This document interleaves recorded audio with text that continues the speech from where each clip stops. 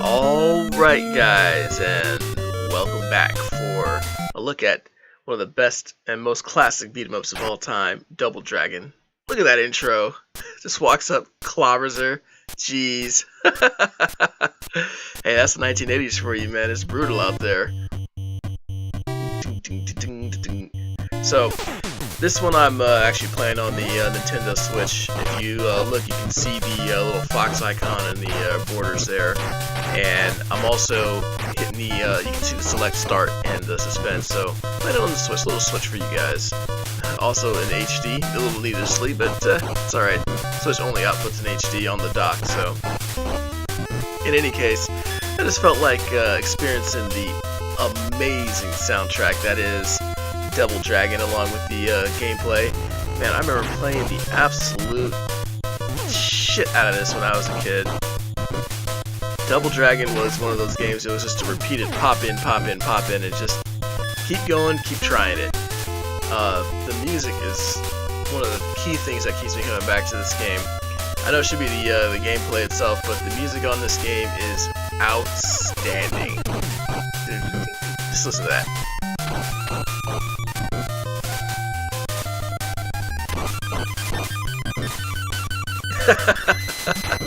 That's 8-bit MIDI at its finest right there. 8-bit MIDI at its finest. That is, you just can't beat that. Also, I should mention that we are recording with the same microphone, but I have a 48-volt power supply for it. The laptop itself wasn't providing the kind of power that the microphone needed, so I had to do a lot of editing tricks to make the audio come through clear, but this increased microphone, I can already tell and look on the waveform. It's working out much better. I like how you get to fight these girls with the whip. You just pick it up and just go to town on them.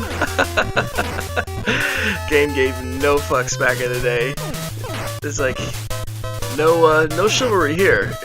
You're in Billy's way, you're getting fucked up. He's not playing around here. You come up, smack his girl, take her away. You better get out the way. This conveyor belt, man, I can't tell you how many times this little section gave me trouble when I was younger. Just how many times I'd fall off just not having the manual dexterity to move up and down, and just Adobo, oh man, the precursor for what's to come. But that's alright, we got him. Done this fight a few times, so no worries, no worries. Usually in this game I can make it fairly reliable, like, well, when I'm in practice to like mission 5. I mean, there's no question, it's a fairly difficult game. It's not at the height of difficulty, like Battletoads or Double Dragon Battletoads, but it's a pretty tough game. It's NES hard, as they say. So, but when I've played a couple rounds, I can usually get up to level stage 4, I think, and I might only lose about 1 life, maybe a little bit less than that. Usually the double adobos, as you'll soon see, are the trouble spot. Not just for me, like for virtually anybody who plays this game. What were they thinking with the difficulty? Keep you playing, that's what they were thinking.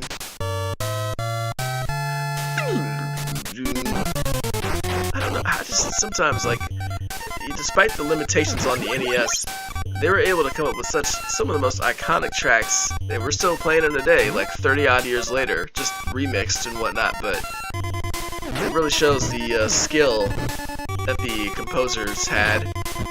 Just to, he's like, what do we got? We got about 2 notes we can play here. Alright, I can make that work.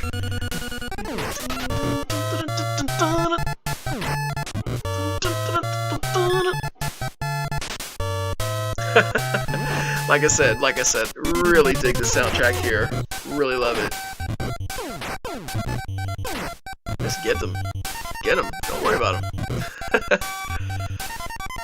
Oh, the stair bit here. Well, not stairs, but ladders.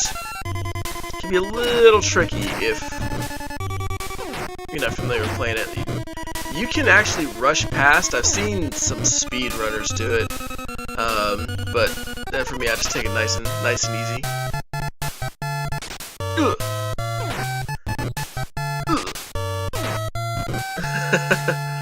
After you beat her, for some reason, I think it's like right here, so you lose the whip. Like you go a certain distance and whip's gone.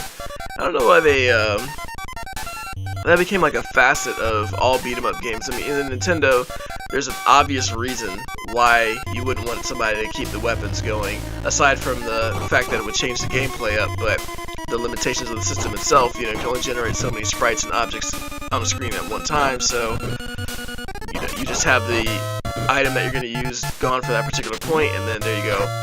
But later beat 'em up games would continue the same trend. I just recently posted the Scott Pilgrim up, and this is kind of the same thing.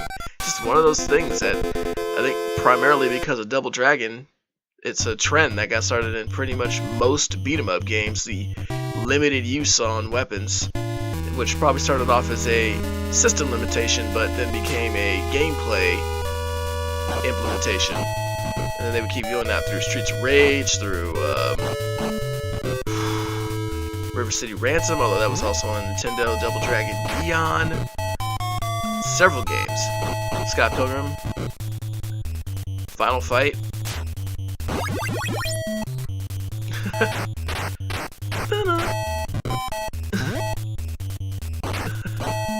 I love this, now that I got 4 hearts, you can grab these motherfuckers by the hair.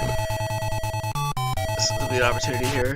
It's like, grab him by the hair, put 3 or 4 knees into his fucking face, and then just throw him over the shoulder. God damn, who is surviving that? First, you like, kick him. Let's see if I'm gonna get it on this guy. Oh, these guys got the moves. This guy got the moves. So I'm not 100% on how to initiate the grab either. I mean, I know that you, as you hit him, you press forward, grab him, just deliver the punishment. Billy, he's not playing around. Grab somebody by the hair, send 4 or 5 knees right to their dome, and flip him over. Throw him like 10 fucking feet, one-handed. Throw that fucking headbutt out there as well. Oh man. Get him. These guys are like mid-tier enemies, and I think I remember I started fighting a bunch of them in later stages, and damn, they are balls tough. I mean, once they get in, it's kind of like with anything, but they can get into a rhythm and really jack you up. Now this part here illustrates one of the major, I don't want to say problems, but difficulties playing this game. God, look at this. It's, if you haven't guessed, you'll see in a second. God damn. No, the major fault is not me playing terribly. Although, that is a major fault. Hold on here. Get him with that bat. Bash his brains in. Jump. Huh? Go up. Psh. 1 life. Gone. That is so cheap. I mean, I know it's NES, but god damn, that's cheap. You fuck up on the platform, you're done. And there is a fair bit of platforming in this game. It really is like a hard stop for a lot of people that can get to the last couple stages. There's a couple of sessions where you got a platform and it's just like, man, what were they thinking? I mean, yes, you can jump, but you control your character has. This ain't exactly Mega Man. I mean, oh man, you'll be up there struggling away forever. I've never actually beat this game, despite the fact that I've been playing it for, I don't know, 20 odd years. But I've just never had the patience. Even though I like the music so much, I think I've only gotten to the last stage like maybe twice, maybe. But solid game. I think I've seen it beaten like on YouTube. YouTube, fulfilling those childhood dreams. Fuck you. You just can't beat it. You can't beat it. Hit somebody, kick him in the gut, roundhouse him to the face, get him, and then you just grab the motherfucker by his hair, put 4 or 5 knees into his dome piece. Oh man. This guy's Jesus. The Adobobobobobobobobobos. That fan game was pretty dope, but damn, this section right here is ridiculous. I think this is in the arcade as well. I mean, this is a straight up hard stop. Look at, oh my god, look at this. They do so much damage. Come on. We can do it. We can do it. Just keep that pattern going. Don't let him duck it. Fuck! Oh, man. Well, that didn't go great. But don't worry. We're gonna try this again. With Double Dragon Neon. So, I got this one on the PS3. Figured I'd play a game in HD finally. One that was made for it. Even though this also is not at the height of graphics, but this looks like we're faring much better. The controls for this one are a little bit, they're different. This is towards the beginning of the game. But yeah, so Double Dragon Neon for you guys. I think I'll do a longer playthrough with AMAC at some point, maybe on the weekend if I get an opportunity. Yeah, Billy. Level 2 restored. And the guys who made this game were absolute 110% total fans of this. There's some footage I'll show at some point. Maybe not in this video, but again, like I said later, of you can get tapes and cassettes, and they've got all these different 80s soundtracks. They don't just have remixes from the first game, which is pretty awesome, because although the first game's music is really, really good, I like the fact that they decided to kind of go their own direction with this. And the game really stands out because of it. It is really awesome. So that's a duck move that you can do there. So the controls for this one are they're a lot less, how'd I put it? They're a lot less straightforward. Obviously, using a PS3 controller. There's a tape that just went down the drain. It's alright, you get plenty of that. You're using the PS3 controller, Vice, a game that was meant to have the Nintendo A and B. So, your options are significantly greater. They've increased the controls. But still, despite the increase in controls and the relative newness of the game compared to an NES hard game, this game is still plenty hard. No doubt. The enemies do a lot of damage to you, and you can pretty quickly. So there you go. Get that riff. Meant for 2 players. You'd see one guy stands on one side, one stands on the other.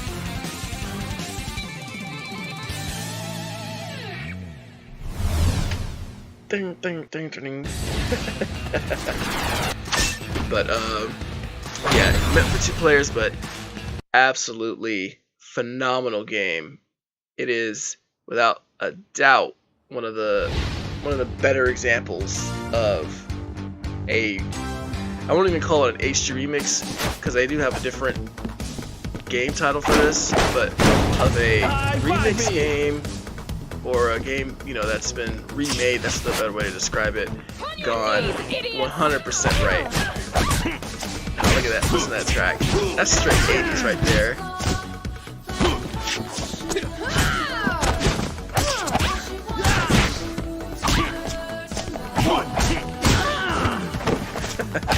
Just wanted to shut up for a second and let you guys listen.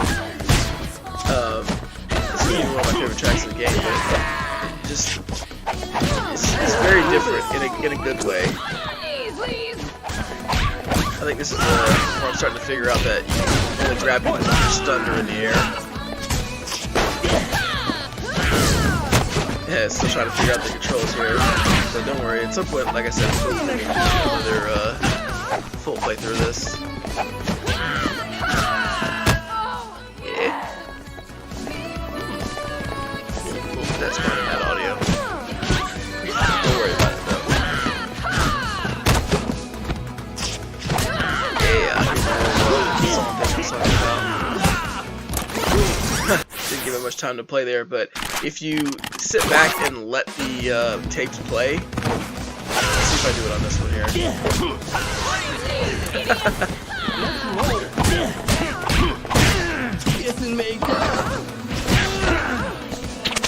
As you can see, I'm not really playing great, but even still, regardless of that, Still a pretty challenging game. You really got to be on your toes for it. Naughty, naughty. But yeah, I just wanted to show you guys two of the favorite games, Double Dragon and the remix that I really liked a lot for the PS3, Double Dragon Neon. Listen to that track just as you fire up the original. You can listen to that all day. But either way, guys, hope you enjoyed that vid, and we will see you next time. And more Brave Fencer Musashi to come as well. Don't forget the Federation side, Season 2 as it were, of Mobile Suit Gundam also coming at the conclusion of Brave Fencer Musashi. I might do a big batch upload on that one, so you don't have to wait each day for it.